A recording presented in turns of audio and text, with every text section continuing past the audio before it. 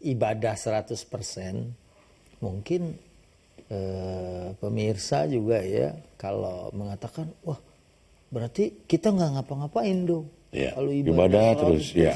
gitu ya. Nah ini kita suka lupa bahwa hidup ini semuanya itu kan ibadah. Ya sebagaimana Allah berfirman, a'udzubillahi minasyaitonirrajim, bismillahirrahmanirrahim, wa ma khalaqtul jinna wal insa illa liya'budun. Itu dalam surat Adz-Dzariyat ayat 56. Bahwasanya manusia itu pekerjaan pokoknya adalah ibadah. Dan ibadah itu ternyata memang ismun jami' likulli ma yuhibbuhullahu wa yardah. Jadi semua apa aja di dalam hidup, termasuk mungkin tidur kita, bahkan maaf gitu ya, saat kita mendatangi istri kita, di situ ada sedekah, berarti ibadah juga, gitu kan? Nah, menyingkirkan duri dari jalan itu ibadah, imatatul adza anit thariq. Nah, ini kemarin waktu sholat Jumat, ya kebetulan ketemu Gubernur Bank Indonesia. Ya setelah Jumat dia cerita bahwa mungkin kalau ustadz ya ngajar, zikir, ngaji bisa memakan waktu misalnya 50% harinya itu. Ya kalau kita nih ya misalnya banker, misalnya kita sebagai ekonom atau yang militer, ya waktu dia berjaga di perbatasan itu jadi ibadahnya dia. Waktu dia menghitung, ya kan, merencanakan, membuat planning, bagaimana supaya misalnya keuangan negeri kita ini nggak inflasinya nggak hancur misalnya, itu juga bagian dari ibadah. Sebab kalau semuanya ada di masjid, nggak keluar-keluar, siapa yang mengurusi kehidupan kita? Sebab dulu di zaman Nabi ada orang yang bilang, ya Rasulullah itu ada orang nggak keluar-keluar dari masjid. Wah dia ibadah gitu ya. Ini karena kalau Nabi kan beda sama kita ya. Kalau kita misalnya ada yang, itu Pak Ustadz ada orang yang nggak keluar-keluar dari masjid. Mungkin kita bilang kenapa dia kekunci gitu kan. Enggak, bukan kekunci, dia memang udah zikir aja. Waktu itu Rasul nanya, lalu siapa yang ngasih dia makan? Ada saudaranya. Kata Nabi, saudaranya lebih bagus dari dia.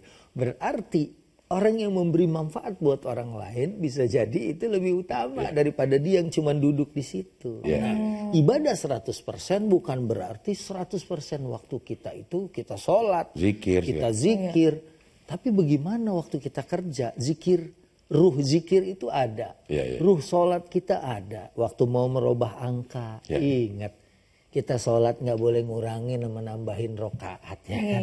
Nah disitulah kemudian zikir dan tilawah dan sholat kita masuk ke dalam wilayah muamalah yang juga bisa jadi bernilai ibadah. Oke, baik, tidak ada pertanyaan dari hamba Allah ini Ustadz. Assalamualaikum Ustadz, jika ada orang yang tidak pernah beribadah tetapi rezekinya lancar terus, bagaimana dalam hal ini Ustadz? Maksudnya ibadah ini mungkin sholat ya, nggak pernah sholat, nggak pernah zakat, tapi rezekinya lancar terus. Nah ini langsung aja di dalam surat Al-An'am ayat 44. Allah berfirman, a'udzubillahi minasyaitonirrajim, bismillahirrahmanirrahim. Falamma nasu ma dzukkiru bihi fatahna 'alaihim abwaaba kulli syai' hatta idza farihu bima utu akhadnahum baghtatan fa idza hum mublisun. Jadi falamma nasu, begitu mereka itu lupa. Apa yang nggak pernah ingat deh. Ma dzukkiru, dari peringatan Allah. Fatahna 'alaihim abwaaba kulli syai', dibuka oleh Allah sepertinya pintu-pintu kebaikan, pintu rezeki. Enak nih, callingan banyak terus misalnya kan. Wah ini bisnis lancar terus nih, online Masya Allah ya kan. Padahal dia tidak taat, tidak sedekah, tidak bayar zakat, tidak birrul walidain. Ada orang tuanya malah dia hardik. Ya mungkin dia celak dan lain sebagainya. Tapi kok dia makin kaya? Kata Qur'annya, karena ini surat Al-An'am ayat 44, hatta idza farihu bima utu, waktu mereka lagi gembira dengan sepertinya itu adalah rahmat dan nikmat, akhadnahum baghtatan fa idza hum mublisun.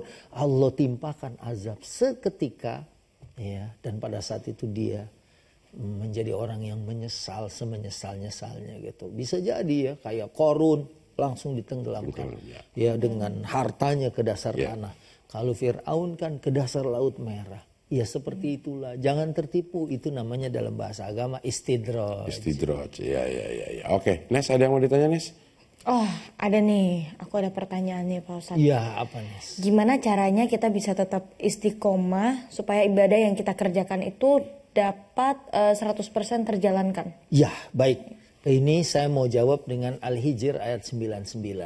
Ya, di situ ada firman Allah, wa'bud rabbaka hatta ya'tiyakal yakin. Sembahlah Tuhanmu sampai datang keyakinan. Wah, ini orang kadang-kadang nggak paham nih. Ya. Ente kenapa nggak sholat? Ane udah yakin. Lihat dong ayat. Sembahlah Allah sampai datang keyakinan. Udah yakin, udah nggak mau sembah lagi. Iya, udah yakin ya kan. Begitu ditanya, ente nggak sholat nih sekarang? Udah ajan tuh. Saya udah golongan yakin, Pak. Ya kan, yakin Allah itu Tuhan kita. Jadi kita nggak perlu lagi laporan. Padahal makna al-yakin fi hadhil ayat, makna yakin di dalam ayat itu adalah kematian. Jadi sembahlah Allah sampai datang kematian. Jadi supaya jadi 100% kita punya tugas beribadah tadi Az-Zariyat 56 dan juga sampai datang keyakinan, sampai masuk ke dalam liang lahat.